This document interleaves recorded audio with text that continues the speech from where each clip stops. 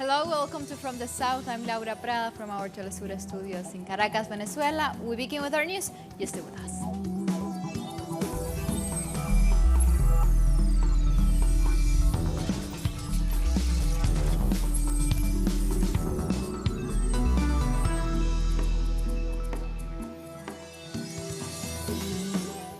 We begin talking about Bolivia, where a judge has ordered 6 months of preventive detention for Evo Morales' attorney Patricia Hermosa. A pregnant Hermosa is being accused of sedition aimed terrorism for carrying the former president's documents in order to register him as a candidate for the Legislative Assembly. Morales has since said that he will flag the de facto authorities' theft of his personal documents internationally. He tweeted that his complaint will cite the disappearance of the powers of attorney and military service paperwork that were stolen when Hermosa was illegally detained. Morales added that he will also file a report with the Bolivia Prosecutor's Office for aggravated robbery.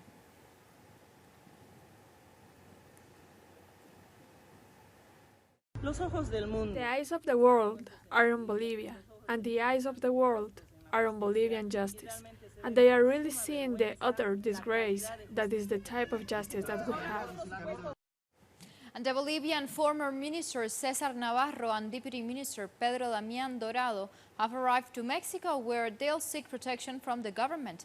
The two ex-officials of Morales' administration boarded an alternative flight after they were detained at the airport in El Alto on Saturday morning.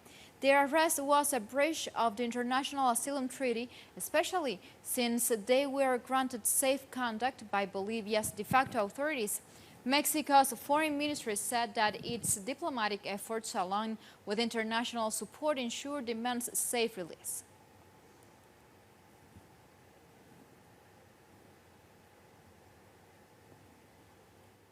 And we change topic. 250 Venezuelans have returned to their country from Chile on the latest flight under the Return to the Homeland plan. Those traveling were seen boarding a bus to the airport with their belongings. Many Venezuelans who migrated to other countries are opting to return following negative experiences such as work exploitation, xenophobia, and discrimination.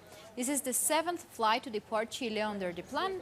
It's a free and voluntary initiative of President Nicolás Maduro, which has seen thousands of citizens repatriated primarily from other South American countries. Well, we're very happy, very grateful for this flight, because we really didn't have enough money to pay our own way for a flight. We're very grateful because we're in delicate health and we want to return to our country, our home. Our children await us there. We're very grateful once again to the Bolivarian government.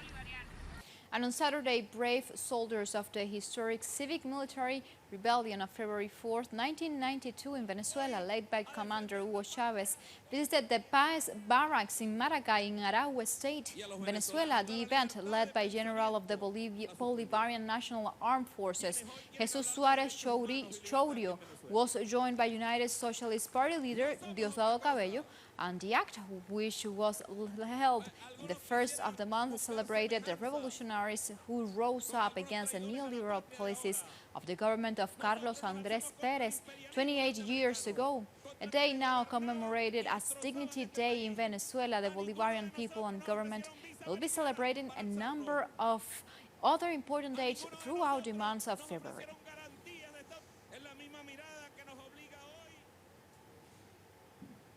And now we move on to Ecuador, where delegates from different political parties have started an impeachment process against Ecuador's Minister of Government, Maria Paula Romo, over her alleged breach of duties in last October popular protest. Let's find out more on the following story. Assembly members Roberto Gómez from CREO, Amapola Naranjado from Revolución Ciudadana, and the independent María de Lourdes Cuesta Orellana have called for an impeachment process against the Minister of Government, Maria Paula Romo. They want her to be held accountable for her failure to properly manage the crisis that occurred as a result of police brutality in last year's popular protests. As such, the trio is requesting that the President of the Assembly add their petition to the agenda of the upcoming plenary session and approve it for further debate. Human rights are being violated, and in October it was the worst. The minister acknowledged that expired gas bombs were permitted. Police threw those bombs in places that were designated safe zones. We can't allow this. This type of behavior has not even been seen in the worst dictatorships. This is the third attempt at having the Minister of Government impeached. Previous efforts were made by the same legislators, but for separate reasons, such as the prison crisis, insecurity, and femicides. No hay ningún bloqueo. We are acting in accordance with the law.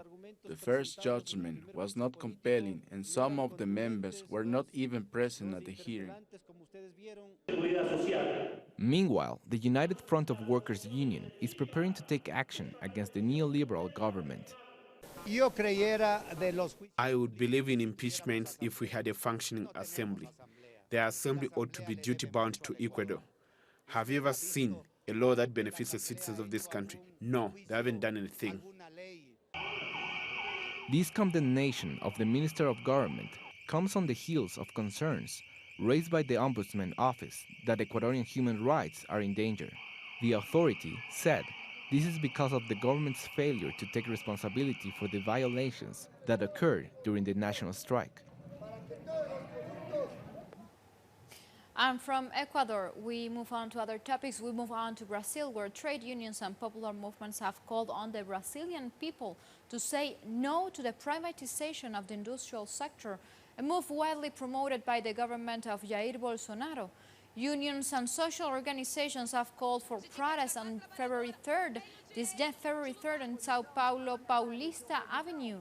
The protest is planned at this location because President Bolsonaro is expected to hold a meeting in the offices of the Federation of Industries of the state of Sao Paulo on the same day. Meanwhile, workers of Brazil's national oil company, Petrobras, are holding strikes against the privatization of their company across 10 states.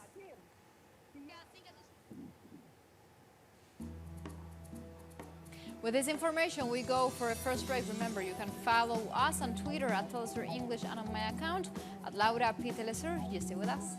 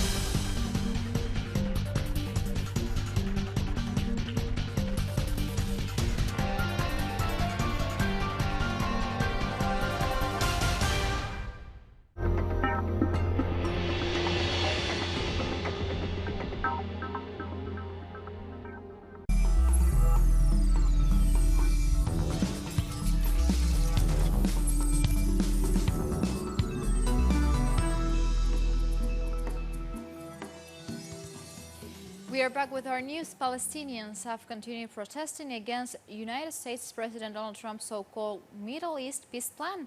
On Saturday night, thousands took to the streets of the besieged Gaza Strip to express their anger at Trump and his Israeli counterpart Benjamin Netanyahu. The protesters burned mock coffins bearing the portraits of both leaders. The widely rejected deal allows Israel to cement its control over Jerusalem and its holy sites, maintaining military control of Palestine and formalize the annexation of the West Bank. This deal was a dead deal before it was even born because the Palestinian consensus rejected it completely. This decision is a decision made by a state and not an international one. Of course, the decision is in the hands of the Palestinian people because they are the owner of the land. In the meantime, heavily armed Israeli security forces attacked university students who attempt to stage a protest against the deal in the occupied West Bank city of Hebron. The security forces fired tear gas and rubber-coated steel bullets and live ammunition to disperse the gathering.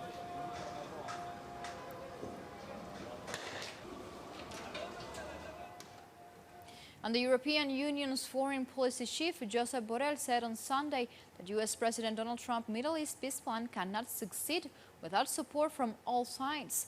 Borrell said that U.S. President Donald Trump's Middle East peace plan challenges many of the internationally agreed parameters and throws into question the 1967 border as agreed by both parties, with a state of Israel and an independent, viable state of Palestine living side by side in peace, security and mutual recognition.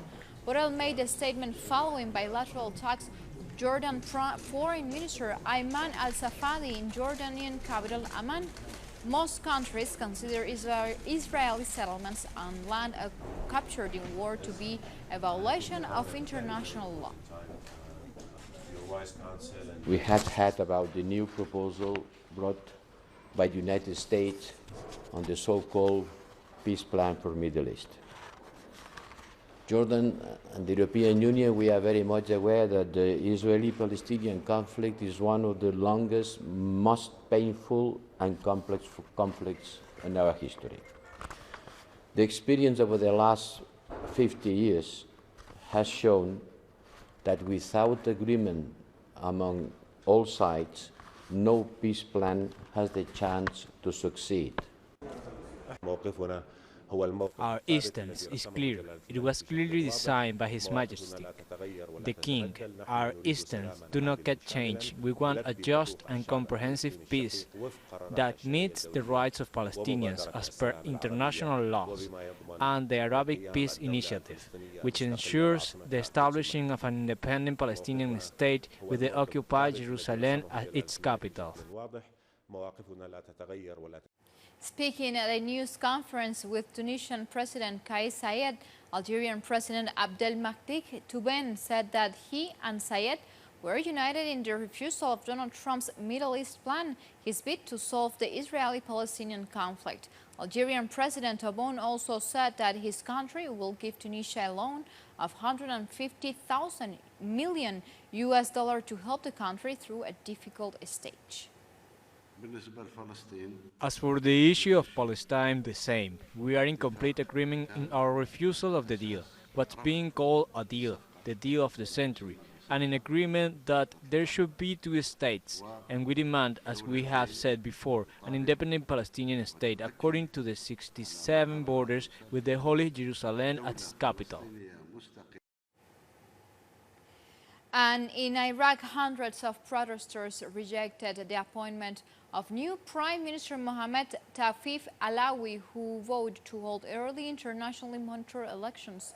Protesters marched in Baghdad and other southern cities against Alawi, saying that his links to previous governments disqualified him from becoming Prime Minister. Protesters have demanded any new Iraqi prime minister must be independent of established political parties and approved by demonstrations. Iraqi President Barham Salih appointed Alawi after 2 months of disputes between lawmakers who failed to decide on a successor to Abdul Mahdi, who resigned in November during mass unrest.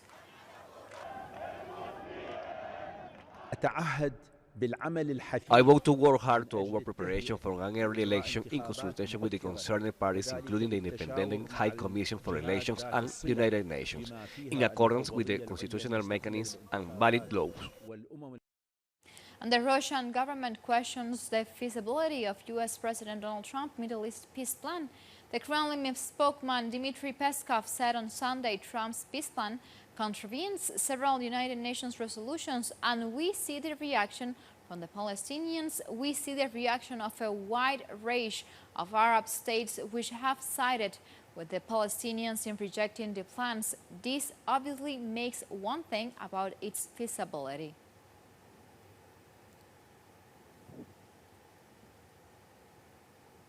And we keep talking about this deal of the century. Meanwhile, hundreds of people rallied outside U.S. Embassy in Lebanon against Trump's plan, waving Palestinian flags. Protesters gathered on a road leading to the embassy in northeast of Beirut. Amid tight security from the military and riot police, almost 200,000 displaced Palestinians live in refugee camps across Lebanon. If implemented, the deal would end any hope of them returning to the territories they were forced from. This fetish promise would disappear under the feet of the children of Palestine. The Palestinian resistance and their uprising that will not give up this land and Jerusalem, which is the eternal capital of the independent state of Palestine. Whether Trump wanted it or not, Palestine is for the Palestinian people. And in Egypt, the Arab League has rejected President Donald Trump's so-called Middle East peace plan, as we are talking. A statement released by the organization after an emergency summit in Egypt said it rejects the U.S.-Israeli deal, considering it does not meet the minimum rights and aspirations of Palestinian people. The Pan-Arab bloc also said it will not cooperate with the United States government to implement the controversial plan.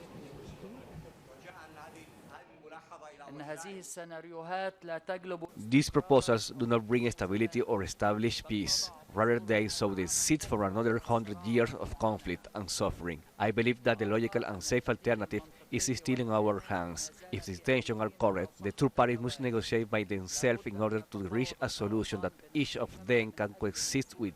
As Satan of Eden, the starting point for this negotiation cannot be the maximum of one party's demand and total disregard for the other's vision. The line of the solution and even its details cannot be imposed, presupposed, and preset.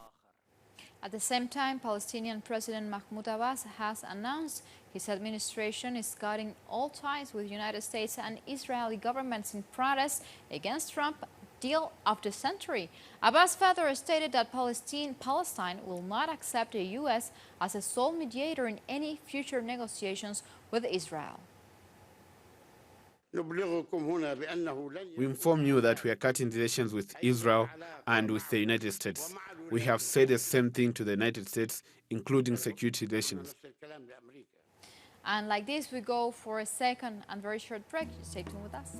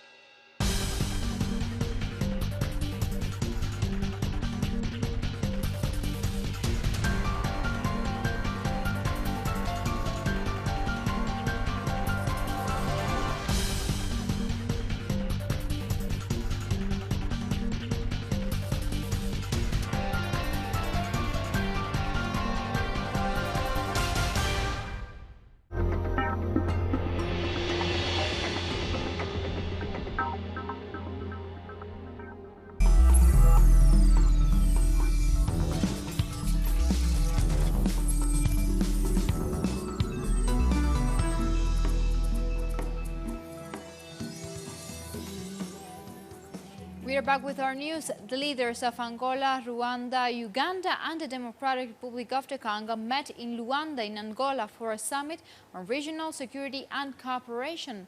President Paul Kagame and his Ugandan counterpart Yoweri Museveni met in Angola for the third time on the invitation of President João Lourenço, who facilitated the meeting with the Democratic Republic of the Congo President Felix Tshisekedi. The third quadripartite summit resolved that Uganda and Rwanda would release nationals of each country held and lists were submitted to facilitate the objective. This deal is to swap prisoners to help ease tensions following mutual accusations of spying and political meddling.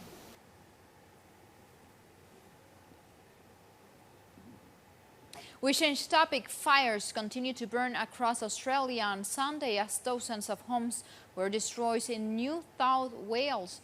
There were fears on Saturday that the blaze could reach the capital Canberra's southern suburbs, but containment lines supported by airdrops of fire retardant helped keep the blaze back. On Sunday, bushfires had spread to more than 55,000 hectares, close to a quarter of the Australian capital's territory's entire landmass. Australia's devastating and prolonged bushfire season has killed 33 people and an estimated of 1 billion native animals since September. About 2,500 homes have been destroyed and more than 11.7 million hectares of bushland have been razed.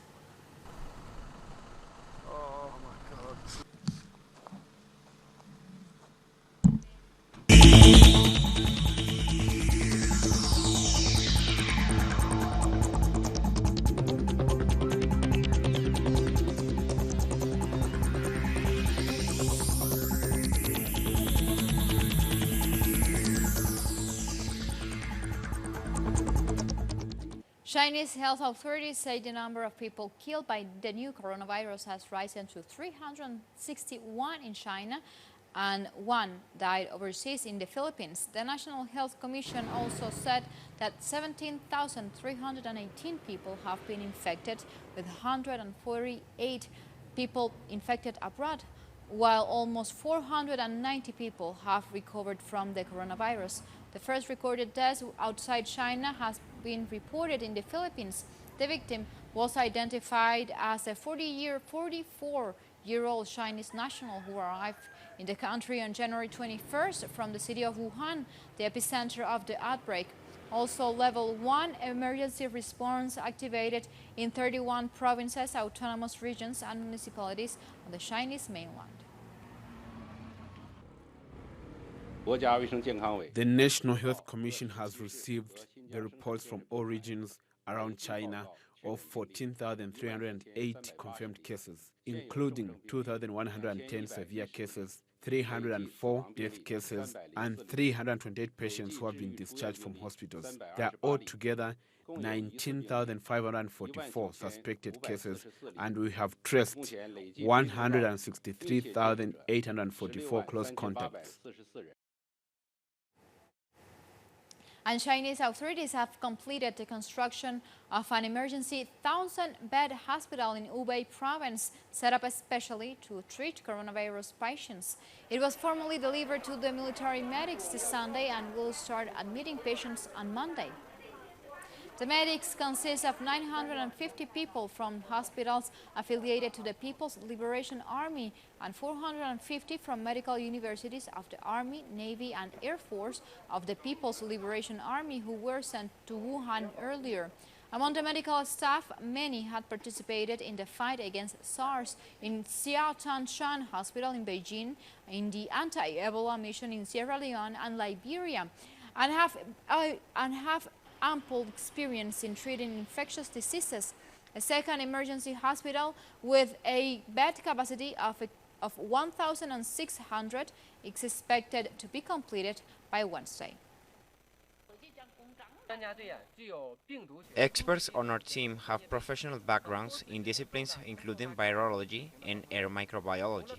and have performed the prevention and control of major emerging infectious diseases for many times, in addition to assisting and guiding virus detection in the hospital, providing biological protection guidance, and promoting the clinical verification of existing physical results. We will also go to the front line to optimize the process by improving the detection and speed and screening of the suspected cases quickly. In Germany, health officials have reported that 2 new cases of coronavirus are under control and said that they pose no danger to the public, as the country registers 10 cases in total. Like often with virus infections, we know medically that, as this case, there cannot be no treatment against the symptoms. That means the treatment of patients is limited to controlling the symptoms and is oriented according to the symptoms. Through the strict countermeasures taken during yesterday's flight, MAC, Medical Assessment Center, rules and the existence of the individual quarantine in German chain, there is no danger to the public. And the Organization of the Petroleum Exporting Countries is set to hold meetings on the impact of the novel coronavirus outbreak on oil demands. The technical panel is likely to make a recommendation on whether to extend current oil supply corps beyond March or to implement deeper output cuts. OPEC officials are considering their options on how best to deal with the potential impact from the spread of the coronavirus, which had killed more than 300 people and caused oil prices to slide.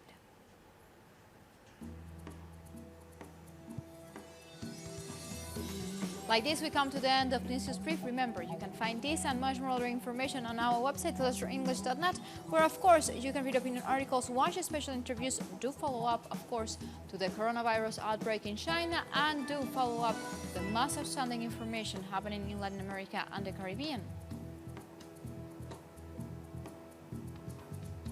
The invitation is made. You continue with us, with Telesur, always together, connecting our global south. Until next time, thank you for watching.